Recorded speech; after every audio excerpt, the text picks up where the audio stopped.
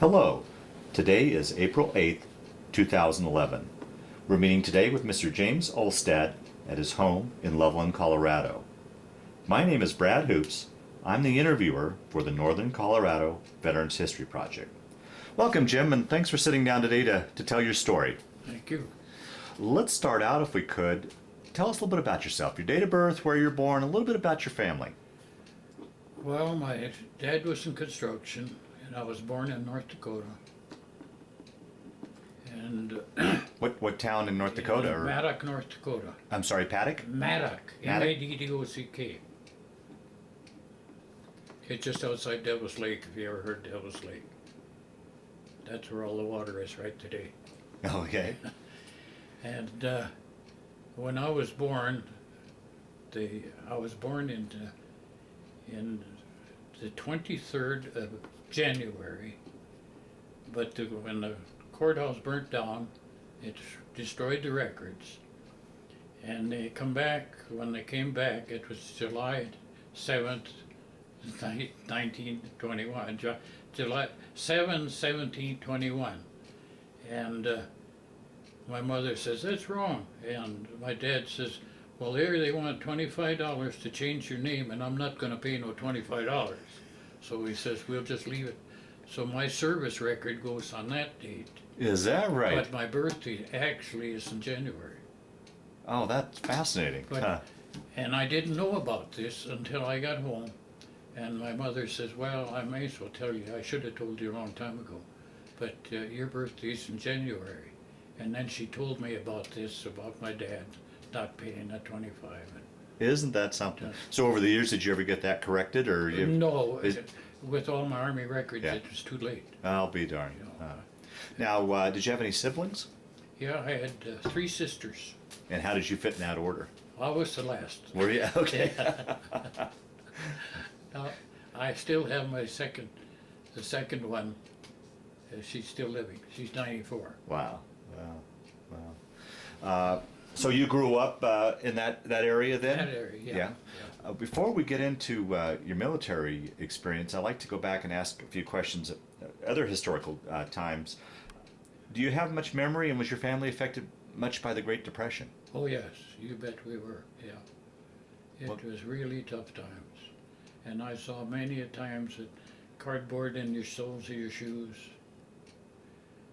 I still, today, I was in the meat market and a lady come in and she snapped a dime on the counter and she says, "Give me 10 cents worth of hamburger." And I'll never forget that. And I was just a little taught at that. Wow. How did your family fare? Did you guys... Well, when WPA started, my dad was construction, he got to be foreman. So we done pretty good. And then as I got a little older, they had a youth administration. And I got tied up with that, and I went around the schoolhouses. I repaired the merry-go-rounds and the teeter boards and the rings and stuff at the schoolyards. Okay.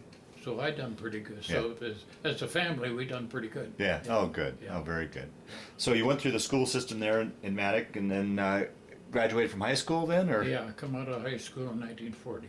1940. And then what'd you do after you got out of high school? Well, there wasn't any work, but a good friend of mine, we got a job on the dray line. So we'd meet the train every night, pick up the freight, haul the freight from the cars to the stores, and we got tired of that, and we said, when they were talking about the service, they said, "Let's join the service." So we both decided. So you joined actually before the war started? Oh yeah. Okay. I was in before the war. Now, was there feelings on the horizon that war was coming, or? Well, yeah, it was. They figured eventually we were going to end. But And what year did you or when did you enlist then? I went in early May of '41. Okay, so a good 6 months before Pearl Harbor then. Yeah. And what branch of service did you enlist I in? was an Air Corps engineer. So it's 46 Construction Regiment. But there's quite a story with them. Please tell us. Yeah. We, When we went in, I went out Fort Snelling. And the following day, they gave us a test. And they said that we're going to start an engineering outfit up again. And the original one from World War II was disbanded. For World War I was disbanded. And they said we're going to start them up again because we need engineers. So they gave us all the tests, and there was 8 of us that passed. And they said, you're going to start the engineers. So this was part of the Air Corps? We built runways. Okay, yeah, because I've heard of the CBs and such, but Well, the Air Corps at that time was just the Army Air Force. It wasn't Air Corps. They didn't start until 47, so that was after our time. Yeah, absolutely, yeah. So you and your buddy enlisted, and then went off to boot camp. You went off together? Yeah. Okay. Yeah, it was. And how was that transition going from civilian life into military life for you? Boy, it was tough. Was it? It really was tough. And then from there we went up to Iron Range.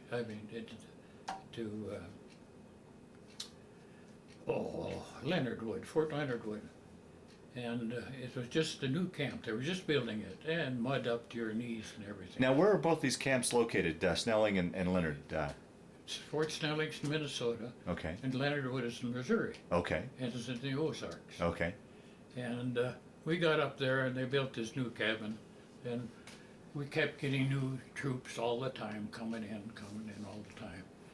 And then they shipped us to Camp Bowie, Texas. And we were under strength, so they were going around to different ones, and they found it was 37 combat engineers, and they decided, let's take them. So they brought them over and called them 46 engineers, and we finally built up that way. See, we had A, B, C, D, E, and F, and S and H, all those companies. We built that up. And then our colonel was telling us about what was going to happen. And he told us all about the Pacific. He knew what was going on. And this is still before the war, yeah? This before the war. Wow. So when we were getting the story, they transferred him. He wasn't supposed to be doing that. So then they shipped us down to Louisiana, and we trained in the swamps. So we're over there. Well, now how is this here? We've got this this boy from Upper Midwest, North Dakota, growing up like many in your generation. You very seldom travel too far from home. Now you're down in Louisiana and all these different places of the country. It must have been a different experience. It sure was. Yeah. It altogether. Yeah. You know. And I forgot to ask you when we were back. And why did you come to choose the Air Corps over the other service branches? From my test, that's where they put me. Oh, okay, gotcha. Okay, so no choice there. It was okay. No. Okay, gotcha. Okay, so go ahead and continue with your story. So, let's see, where were we? You got transferred to Louisiana, swamps. Yeah, and then we worked in the swamps down there. And we trained, and we come back to Camp Bowie, Texas. We were in Camp Bullis, Texas at that time. And we'd go and party in San Antonio and go back and forth. I tell you, I don't know who you put this in, but we were in Louisiana, and we'd been out in the swamp there for days, hungry and dirty and filthy, and there was a little town of Eunice. We went into town, and we went in this restaurant, we wanted something to eat. We sat down at this nice long table, you know. Waitress come over and she said, "I'm sorry, we can't serve you." I said, "Can't serve us, why?" They had a big sign on the wall that says, "No dogs or soldiers allowed." Right up in big letters up there. So we never said a word. We got up, we went down the street, there was a bar. So we went in there, we got kind of tanked up, and we come back and we sat down again. And the waitress come over and she says, "I'm sorry, I can't serve you." We asked for the manager, and the manager come in, he says, "No, we don't serve over." We got up, we took chairs, tables. There was no front left in that restaurant. The next day it was in the news and the radio and everything, trying to locate. They had no idea who it was. We just wrecked that. Talked about it. Wow. And then from there, we went back to Camp Bowie. And on Sunday morning, I was sitting there, I was sitting reading the paper in the day room, and then it come on, the war. That Pearl Harbor had been bombed? Yep. And following day, our CO says, fellows, you're all ready? He says, we're going. So we broke up camp on the 14th. The war was declared in 7, we Right. broke camp on the 14th. Wow. And then we got on the train, and they took us to Indiantown Gap, Pennsylvania. And from Indiantown to Gap, they built a chute, like this, a narrow chute like this. The 2x4s, you walk in between, and you hung your arms on both sides. And they had 4 shots on each arm as you're walking through. And the guys were coming through there, falling down and everything. We were there about 4 days. It's like a bunch of cattle Yeah. almost. Then they loaded on a boat and they took us up the river to New York. And of course we had to go to the docks, so we walked down the streets of New York. We were marching, and we marched and we marched and we marched. I didn't think we finally made it to the ship. And they put us in there, and it was Kungsholm. It's a Swedish American liner. It means King's Home. And that's we loaded on, and it was a luxury ship, and they just remodeled it, and they put in bunks, and they had down in the hold they had 4 bunks piled up, and the aisles were so narrow. If you were walking down there, the guy with the load had the right of way. You slid in the bunk so he could get through. If you laid on your stomach, you were all right. If you laid on your side, the guy on top of you laid on you. If you you either had to lay on your stomach or lay on your back. You couldn't on the side. Wow. And you were down in a hole. No, Wow. so if you got hit, there's nothing. Right. So finally we left New York Harbor, and there was a couple ships follow us out. And overnight, there was no more ships. We were all on our own. All we had was dishpan helmet, 1903 rifles, no guns on the ship, no nothing. And next morning we got up and we had a dirigible above us. That followed us all the way to the Panama Canal. That's all the protection we had. And we were headed for the Philippines. That's where we were going. Now, let me ask you real quick. Here's a boy, once again, from landlocked North Dakota. How was that sea voyage? Did you get your sea legs? I never got sick of it. Is that right? It didn't bother me a bit. Huh. No, I was surprised. A lot of the guys that lived along the coast, they got sick. No, I lucked out there. So you guys went down through the Gulf and through the Panama Canal. That must have been a fascinating thing to go through it was. that canal. And after we got through the canal, well, we got down there, and all we had was our woolens, when we left here, and it gets hot. And we were throwing our clothes overboard and everything. And we got into the canal and got some fresh water. We stripped down, and as we were going through the canal, we had the hoses up, we were taking showers. As we were going, people lined up on both sides. We were just going through. We didn't care. We wanted a shower. Yeah, yeah. And then we got out there, and we had some thousands on the ship, and the storage in those days, it wasn't good at all. So we were running short of rations. So what they done, they cut us down. We had 2 meals in 24 hours. And I saw that time. You know how you walk from deck to the other steps? Mm-hmm. If you were sitting on one of the steps higher up, and if you accidentally got an apple or an orange or something, the guy below you was eating the core or the peel. Oh. That's how bad it was. Wow. And then it got so bad, the meat was spoiling, and everybody got dysentery. And you said, what they were sitting on the railings, it's unbelievable, that trip we had. And we were on the water 42 days. What would you guys do to kill time for entertainment and such? There was nothing. Oh. And we were zigzagging Because of the Japanese subs? Yeah. So when it got so hot in the Philippines, we'd have been in the March if we'd hit the Philippines. Oh, is that? Well, so now you guys knew you were heading the Pacific, but did you know where you were heading? Did Yeah, they tell you? Yeah. Oh, they did. Okay. Yeah, we knew Okay. where we were going. But when it got so hot there, they detoured and we were going to Australia. So we were on the ship 42 days and there was nothing left of us. And we hit Melbourne, Australia, and the Salvation Army come up and fed us. Oh man, we were starving. And they fed us and took care of us. And then we got to camp there for a few days, and then they put us on a train, and we went up to northern Australia to Iron Range, it's called. And it's, white people hadn't been up there. It was headhunters, the Aborigines, oh, it was the Once again, shrunken heads, oh, it was. I keep going back to this rural boy from North Dakota.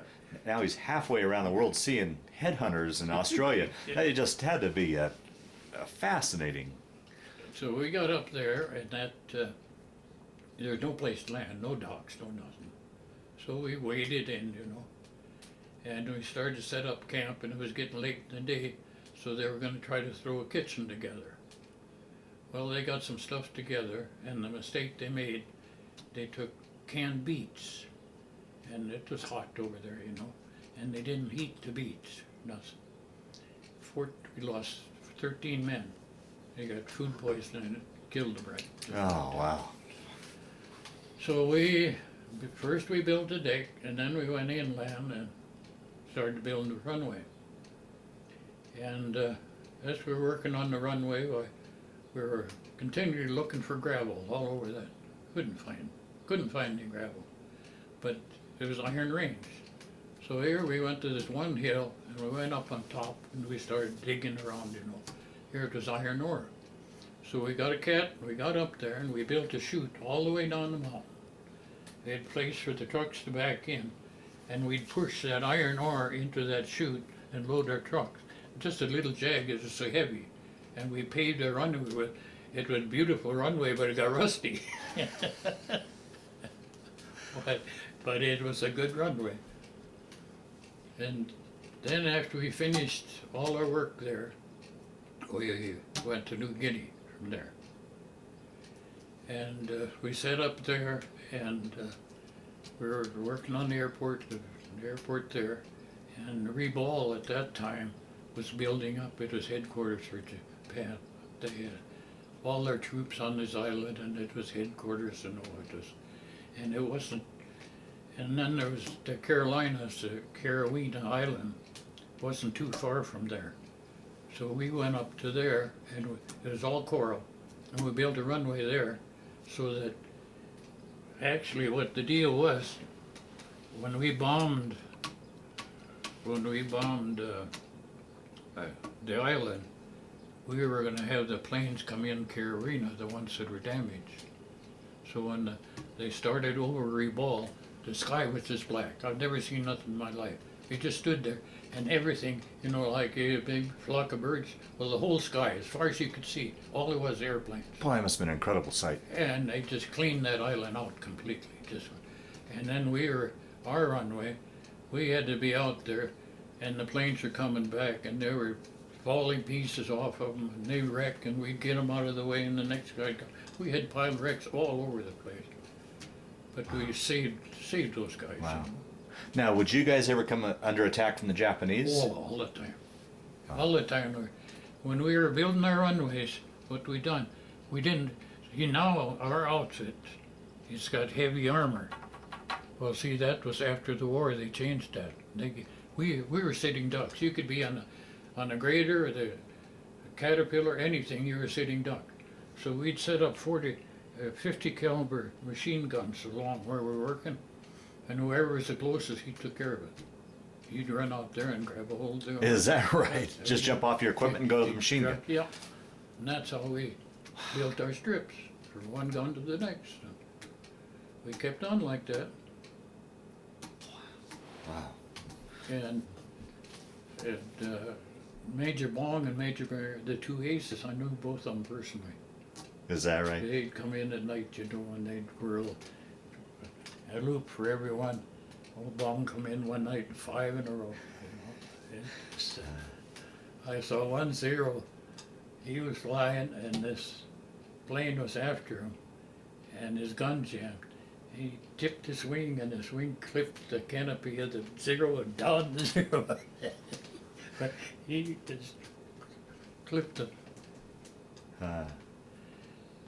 And then from there we went to Hollandia and Fitzhaven. That was all in New Guinea. And then they were talking about the Philippines. So then from Hollandia or Fitzhaven, we went to Biak. That is in the Dutch East Indies. And we started building up our forces there. And then for D-Day, we decided, I was in the second wave. We landed and laid in the Philippines. And as I was going in, our boats come in, and the whole thing drops down in the front end. We walked out there, and my buddy alongside of me, he said, "Jim, sniper." And just as he hollered that, the guy had shot. And I in the mouth, he hit a tooth and come out his cheek. Is that Yeah. right? Now, is this the same, when you say buddy, the same buddy from North Dakota? No, Oh, they're no. just a different friend in the unit? Different, yes. Okay. But he had a hole right in his cheek. But we both made it in. And the Japs were tied themselves up in the coconut trees. And they were sniping at us as we were coming in. And then I was there 3 days. And the next day I walked over to the beach. And here the cameras were set up and everything. And they made the guy, a photographer, get down on one knee. So he's shooting up in the air. He said, "I have returned." You were there for that. I watched him and he walked in. "I have returned." And our saying was, "Stick with Mac and you never get back." Well, for those watching this tape, that's when General MacArthur returned from the Philippines. Right. Wow. Historical event. Yeah, that was the day. And then we went all through the Philippines, and by that time I had enough points to send 3 people home. But I said, "When am I going home?" And they said, "You get a replacement and we'll send you home." Well, what am I going, get a native? So I got stuck, I stayed there, and finally one day where they said, "Well, Olstad," he says, "we're going to send you home." And there was nothing left of me. I was down to 120 pounds. Oh, geez. I had yellow jaundice, I had malaria, and I was in tough shape. So they finally put me on a boat, sent me home. I landed. I went back to Fort Snelling, and that's where I got my discharge. Well, if you don't mind, I'd like to back up and just ask you questions about these experiences. So talk a little bit about the conditions you were in, because from the sounds of it, looks like you guys were always kind of the spearhead, moving ahead and starting fresh with bases and stuff. So things had to be primitive. We had to cut our way in. We got cans of tobacco. They were 2 feet long and square like that, and there was sticks of tobacco in it like that. We'd give that to the natives, and they'd take the machete and help us cut our way. See, you couldn't walk through the jungle, so that it was just as thick as that, you know. Wow. So that's how but we'd pay him, give him a stick a day. And how did it work once? I'm sorry, I keep going back to this, but here's a boy from the upper Midwest, and the weather that you grew up with. Now you're in the hot, humid jungle. How did you deal with the humidity and the heat? Was it? Oh, it was terrible. Yeah. It was terrible. Yeah. But I was smart for one thing. I kept my shirt on. And I'm still, the last 30 years, here I just did it again. Last 30 years they've been cutting spots off my face. Wow. That you attribute to cancer to that being in that sun exposure? Yeah. Wow. Well, just about 4 years, you know. Yeah. It just. Yeah. What was your actual sleeping condition, living conditions, and the food like there? I mean, and these. Well, a lot of times it's catch as catch can. You were out someplace, and you couldn't get back to camp or someplace, you know. You'd either find a place to lay down or sit against a tree, or you were wet, soggy all the time. Bugs chewing you up. We'd rot all the way around our belt lines. terrible. Our feet were wet all the time. The sun could be shining and it just poured on the rain. A lot of times you were at your foxhole or little pup tent you had, or because half the time you couldn't get back to your camp. You know, Wow. Wow. you were just out in the open. Well, how do you think you made it through there? I mean, you're looking at you weren't probably getting enough sleep. You probably weren't eating right. Hygiene was terrible. The weather conditions were terrible. You're out in the elements. Any one of those by themselves would have done a man in. But on top of all that, you had the stress of war. How do you think you made it through that period? Well, we always looked at the fun side. We forget about everything else. We still have reunions. Is that right? Yeah. Yeah. We'll talk about that later. Yeah, but when we started having them, we decided that we'll talk only about the good times, and that's what we did. Every reunion, we all talked about the good times. Forget about the rest of it. Well, that helps with the years later in the reunion. But when you're in the thick of it, how do you think during that period did you survive? Yeah, You still just looked at the good times while. Yeah, you had to. You Yeah. had to think of something else. You Yeah. had to get your mind off it. Right, right. Because you had snakes, you had alligators, you had crocodiles, you had jungle rats, big rats. You know, they chew. You fell down, they chew on you. Oh, it was just. One morning I woke up and I was in the tent, and there was a post sticking up, you know, where the chain went through the post. And a python had wrapped on that, and then a tree branch, and was pulling like that, you know. And our tent was just a shake. We got it was 18 feet long. Oh God, it is more snakes and bugs and crap over there than it's just unbelievable, that stuff.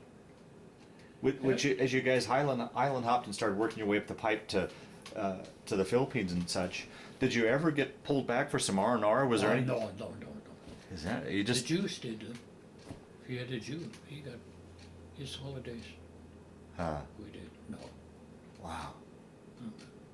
Just every day, same thing. Every day of the week, made no difference. Wow. And if you couldn't get to camp, we'd live on bananas or melons, or there was yams. They grew wild in the jungle. That was our potato. We'd use that for potatoes. And we'd shoot a pig, wild boars. So we got some meat that way. And rations, we didn't have enough rations coming from the States, so they made agreement with Australia, and they were canning goat. The mutton. Oh, God. Well, we were hungry enough, we'd ate it, but oh, jeez. Oh. But we survived. That's the main thing. There wasn't much left of us, but. Jeez. Now, as far as you said, you came under Japanese bombing. Did you ever have any problems with Japanese ground forces? Oh yeah. There were sneaky little buggers, you know, at night. Yeah, they were there all the time, all the time. Well, it sounds like you could never let your guard down. No, you couldn't. There was always somebody.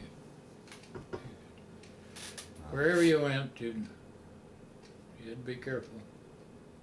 You never wandered off alone out in the rush. Never. Mm-mm. Wow. But we did get some beer. They'd give us beer. But Did you have any way to cool it down? no, we couldn't cool it down. But the cans would rust half the time, you know. So you'd hear them. We'd get our gas in drums, 55-gallon drums. If you hid them in the jungle here and there and all over, you'd lose them in a few days because it grew over them right away again. And then pretty soon, well, you'd smell them because it rushed through and you could smell the gasoline. Wow. Oh, it wasn't fit for human beings, but that's the way you lived. Yeah. Now, were you attached to any particular Air Force or We're the Sixth Army. When we went in, the army part of it was the Sixth Army. but once you got over there, did you get attached to? Was it the jungle air? There was the jungle Air Force over the. I think the 15th or anything. You No, no. didn't. Okay. Okay. And how was it? Whenever they needed a field, certain places, that was our job. See, we at that time in World War. Well, yeah, that's interesting. In World War One, they thought they'd start an engineer outfit, and they didn't know how they were going to get enough people to make it. And that spike down the line, there was a big crew working on the railroad. This is in World War One. They went down there and drafted the whole works, and that's what made the 46 engineers. Huh. And I'm one of the original ones after World War one of 8 people. Is that right? Yeah. Huh. There was 8 of us to start with, and I'm one of the originals. Wow. It's that was quite an outfit. So you guys would basically build the base, get it going, and then move on, and Yeah. it just kept. See, we weren't even regular army. I mean, we were. We were in the army, but we're not army. We're a construction outfit. Yeah. We're not army. Yeah. Yeah. We weren't fighters. Yeah. Right. Right. But did you have any training with weapons at all, or were? Oh, very little. Very little. So you were just on your own. Yeah, yeah. Just you were kids as kids can. That's all it was. Wow. Did they eventually assign you any sort of regular army to protect you guys, or were you just constantly? No, it was the same Exposed like all that. the time, wherever we were at. No, it was never. Not until later years. See, they disbanded after World War II. We disbanded again, but now they are regular army. The 46 are regular army. Oh, okay. Okay. They're down in Camp Polk, Louisiana. They finally brought them in, Wow. so they'll have them from now on. And now, not only that, they're with heavy equipment. See, it's heavy armored, so they're assigned with. They got protection, but there was no protection whatsoever. You were just right out in the open. Wow. Wow. Was there ever any worries that you guys were going to get overrun and captured? Oh yes, you betcha. Yeah. But I just don't know how you guys could have dealt with that thought over your head all the time, knowing well, that. it was there the whole time we were there. You were just times you felt like giving up, but what could you do? Jeez. You couldn't go any place. You're out in the jungle. There's nothing. Wow. On one of our camps, we had a big sign that said, "Here lies Sergeant Finn. He forgot to take his Atterbury." So we had it on the bottom. "Here lies Sergeant Pete. He didn't get enough to eat."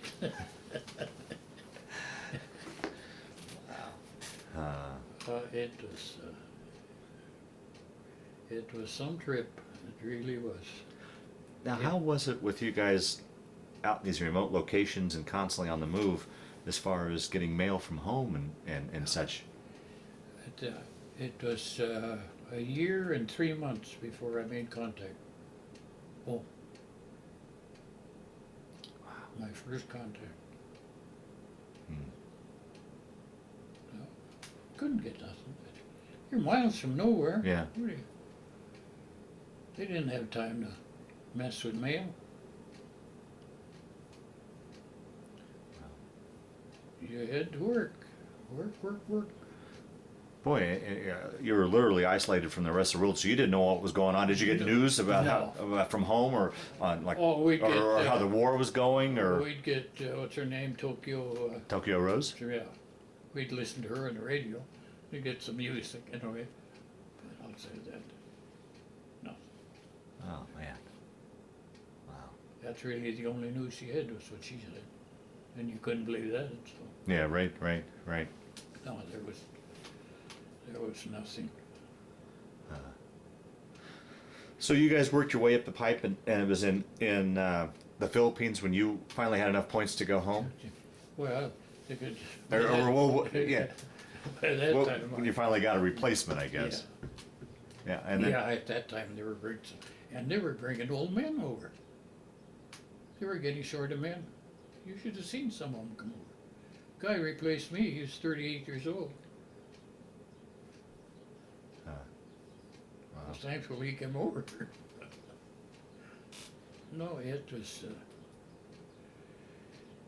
was no fun. I'll tell you that. It was, and not only that, when I did get home, my wife and I were in Fargo, and we got on the train to come back to Devil's Lake, and we got to Michigan, North Dakota, and the train had stalled in front of us.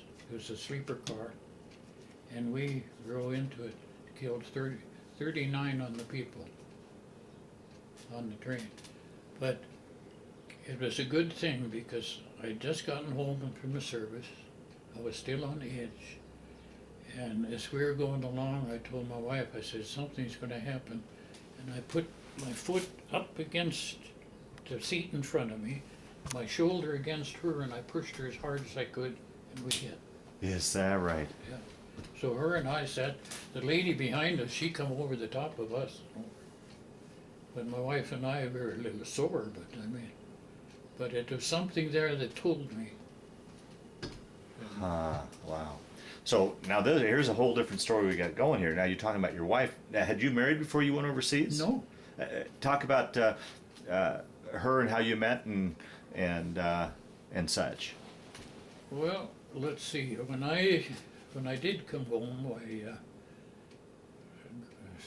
there was this lady had a beauty shop, and she needed some help, so she called Fargo and got schooled on there. And Marian, she was from South Dakota, and she went up there and she took the job. Well, then when I come home, I met her with some of the people back there, met her, and we started going together, and we got married, and then we turned around and bought the shop. And then I bought a half a block and I started building. And I built our house and I had everything ready for us and everything. And then after I got that finished, I sold that and I built another one. That's it. Well, we'll talk a little bit about that. That looks like post-war. I've still got a few questions about your war experience. So after all this time you'd spent out in the isolated jungle and you come back to the States, that had to have been an adjustment, readjusting back to the States. Oh, yeah. Yeah. We went to the bar. We just stood there and drank. And after a couple of weeks, I thought, no, that's enough of that. I quit right there. Well, I know as I've done these stories over the years, a lot of guys that were overseas in far better conditions than you were in always talked about having cravings when they were over there. Was there anything when you got back to the States that you'd... Oh, you could have the best steak. I wanted salads. All I wanted was salads. Is that right? Oh, man. I could eat a big bowl at a time. Yeah. That was... well, they said that was because of the yellow jaundice, from the lack of greens. Oh, gotcha. Yeah. And you just craved it. Your system craved it. Huh. Wow. It had to have been an adjustment too, just coming back to civilization. Yeah, it was. Just being in a city and or a town and people. And at night, it was hard to get a good night's sleep. You were still alert. Where did you land when you came back home? Where did you guys? Oh, there's another one. We landed in California, and Eleanor says, we've been gone so long, weren't fit for civilization. They put us on Angel Island, quarantined for 2 weeks, because we weren't fit to be with civilized people. Nice, wasn't it? Yeah. So there we sat. I wanted to go home. Sure. Thank Eleanor. So then after your quarantine, then how much longer then before you started heading east for home? After that, then I got on the train and I went straight through to Minneapolis. And that's where you were discharged in Minneapolis? Yeah. Okay. And then you come home. I imagine when your folks saw you, they had to be in shock of what your physical condition. Yeah, it was just nothing left to me. They couldn't believe it, you know, because I was a pretty good sized boy.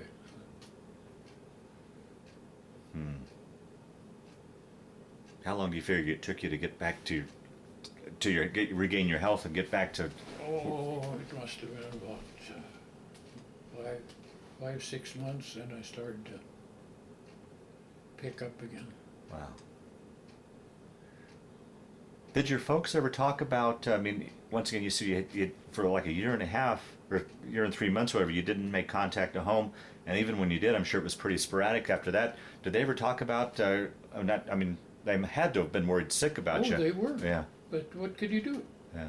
You didn't have nothing you could do about it. Wow. Not a thing. Now, that buddy that you went off with to war, or to the service with, did you guys stay together through the whole time, or whatever happened to No, him? he got to go home before I did. Oh, is that right? Yeah, he was lucky. They drew his name out. Huh. Towards the end there, they'd have a lotto, and they'd pick so many names. Of course, I'd never come up. Jeez. It was quite an experience. But I wouldn't trade it. I'd never give it up. Yeah, yeah. So that 5 or 6 month period for you to kind of regain your health and get back to normal, what did you do during that time? Did you go? Did you just recuperate and rest, or did you go back to work, or what did you? I tried to work, but I just didn't have no interest whatsoever in it. Sure. I'd go out. My dad was working. I'd go out with him, and I'd work for a while. Just I couldn't get with it. I just. What was the government of any help with you in that during that time period? Any support? What was it? 20 for 52. The 52-20 club. And then another thing, I applied for a GI loan when I first got home, and it cost me $60 for the papers. And when I finally got the papers back, they said, we feel that you're capable of receiving financing otherwise. Wasn't that nice? So I didn't get a GI loan. I built my house anyway. Wow. Wow. That was nice. See, in those days, they weren't organized at all. The army was just a hit and a miss. Yeah, yeah. Well, it sounded like you were always ahead of everything. It seems like things got organized after you had gone through both during your military experience and then afterwards. I'm sure the GI Bill finally took off, but it sounds like you got home before it really truly got organized. Yeah. Well, see, I left before rationing, and I come home after rationing, so I never got any of that either. And we were just a big construction crew. We weren't soldiers. Yeah. Yeah. Yeah. It was just, it was a hit and a miss, really. Well, today they talk about the post-traumatic stress syndrome. That they've diagnosed that. They didn't have that. They didn't know that back then. Do you feel like you went through any of that, where did you have nightmares and all that? Yeah, at times, but I never got that bad. I mean, it was. I'd wake up like the other night again when I talked to you. I must have started thinking about something because I woke up. I was there.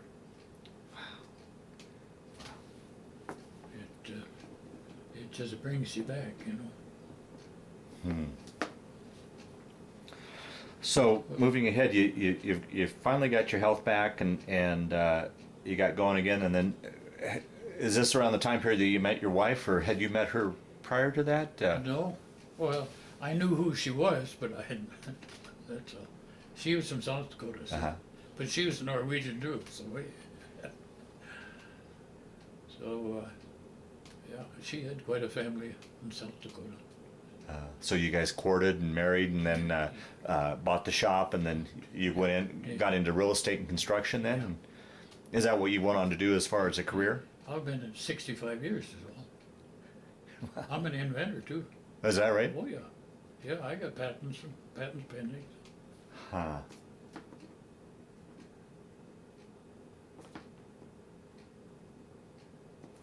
And how about, let's talk a little bit about family. Children, grandchildren, great-grandchildren?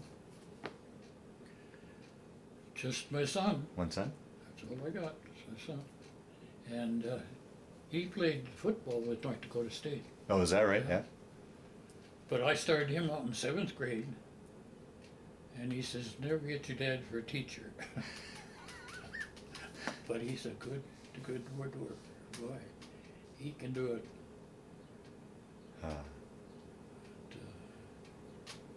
And as we talked before we started this interview, you said you've built a lot of furniture or your own furniture here, Yeah. and Oh, yeah. yeah. Yeah. So you say, in addition to be a building contractor, you're also an inventor. Talk about a couple of things that you've invented and the patents you have. Well, it's the door caddy. They were, on average, the contractor would bid 6 doors per man per day. Well, I went in with my machinery, and I was hanging 6 doors alone before coffee in the morning. How did that thought come to your mind? How did you come up with the idea? Because it was heavy work and it was hard to handle, and you had to flip the door around. So I made it so it's automatic, so it flips around. I'll be darned. So and then I made some wheels. Are they here? Where are they? Oh, there they are. But I took a hinge, 2 hinges, and I welded them together, and I welded a bolt on each side and put a little wheel on each side. And you can take a door with 2 fingers and put in that wheel, and that flip up, and you can go any place down the hallways or so I could set up in one room in the building and hang all the doors from that one room. It was easier to carry. And then I had all the mess in one room and everything. I'll be darned. So I do the whole thing right there and then bring it out and hang it. Huh. And then you also said you invented something in regards to cancer. Well, the fellows that were dealing with this for me,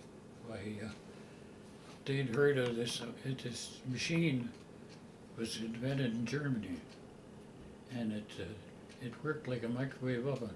See, a tumor can only stand from 5 to 9 degrees above body temperature, and this worked like a microwave oven. But we had a machine where you could focus on even the little nodule in a woman's breast. We could focus on that and kill it, because we wouldn't raise the temperature anymore. And it was knocking out radios and everything. In Germany, they didn't know how to handle it. And this friend of mine from Boulder, he was in Elkhart, Indiana, at the hospital there, and they were trying to operate with that thing, but they couldn't do it because the police department knocking out the radios and everything. And they said, do you know anybody we can do something about this? And they said, why don't you give us all your literature and I'll bring it back to, and give it to me. 2 weeks I developed the rules for handling that thing and the bed to operate and everything. He says, he's capable of that, give him all of it. So then I started making their furniture for him. Is that right? Yeah. And today it's all over Japan. They're making them out of plastic now. And once again, how did you And come? this was the start of, you hear a saber knife today? Mm-hmm. This was the start of it right here. Wow. Wow. It's the original start of it. Wow. Amazing. How did you come up with that? Once again, come up with that idea? What you had no training in that item, background in it. I mean, No. how did you just? Well, I told them to bring all the literature they could. They did. And I was reading on that, and I figured out with copper wire, I could kill those waves. So I made the rooms in sections that hooked together and covered them with solid copper wire.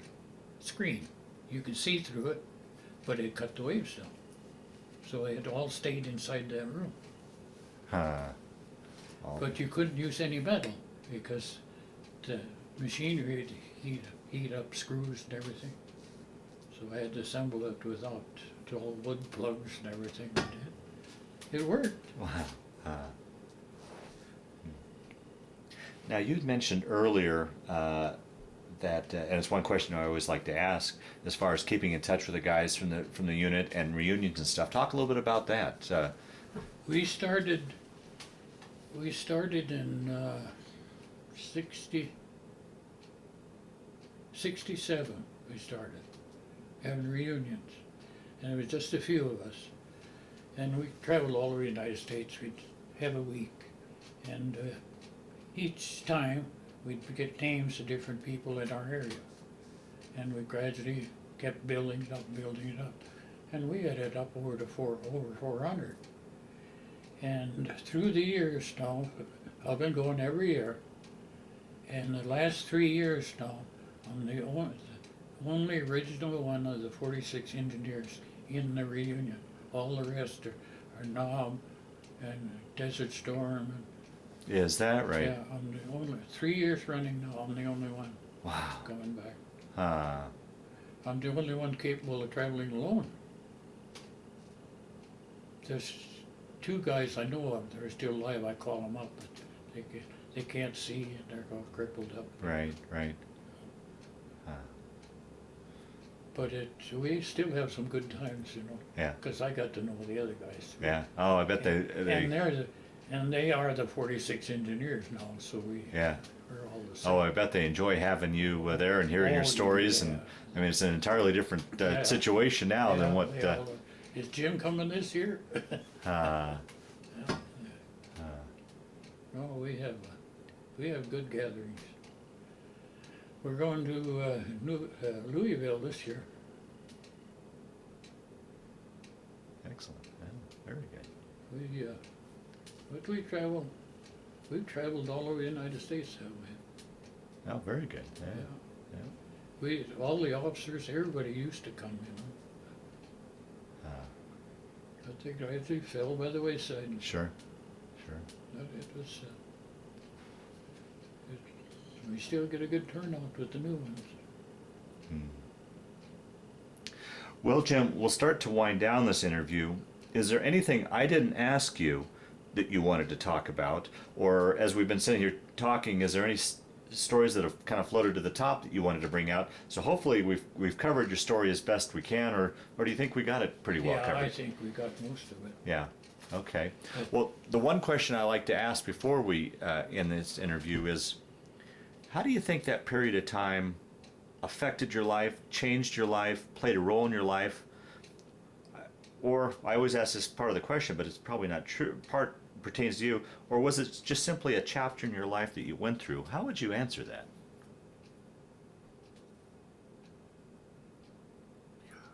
Tell the truth, I don't know. Really. What I'd say, I'm thankful I went through it, but outside of that, I'd never want to do it again. Yeah. But this is one we never finished. Remember when I said I went to the water point? Well, this is one of my pictures. Okay. And what we'll do is we'll wind down the interview and then we'll focus on that. You can tell that story.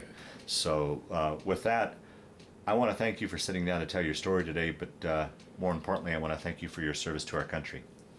Thank you.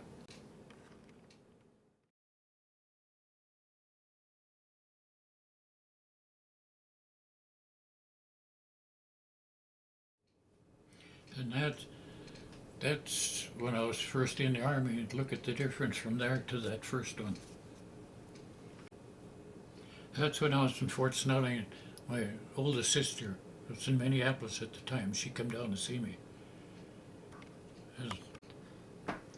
As we talked about it before, but when they called for somebody to run the water point, I volunteered. They said, it's all yours. So they gave me all the information they had. And I went out there, and we couldn't set up any place by the camp. We'd go out find a stream or something, and that's where we'd set up our water point.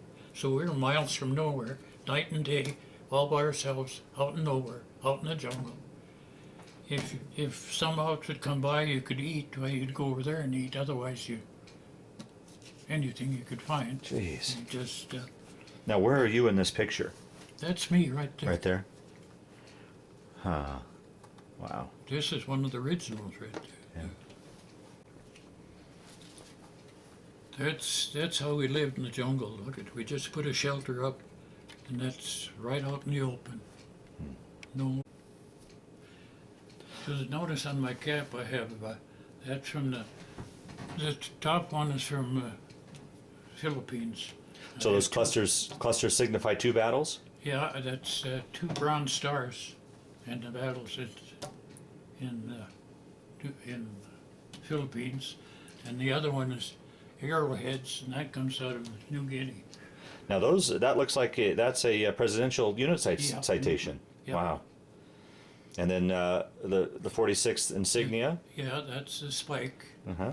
And then the 66th. That's 66 years in see, there's the American Legion. Legion. I'll be darned. Yeah, And then your stripes. yeah. And this was our main one right there. That's castle. Okay, The that's engineer castle. engineer castle insignia. Yeah.